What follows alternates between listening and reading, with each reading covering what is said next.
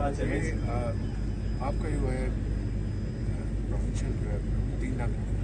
जी sir, वो CM साहब ने विजिट किया था सर, वो एनहांस करके 8 लाख कर दिया सर। इसको आप बढ़ा दें क्योंकि बढ़ाए सर, फंड में भी बलूचिस्तान में भी सर बढ़ाया हुआ है। एनडीए में हम फेडरल गवर्नमेंट दे रहे 10 लाख और वो प्रोविंशियल गवर्नमेंट 10 लाख सर, वो बढ़ा दिया है सर, वो अभी 8 लाख है।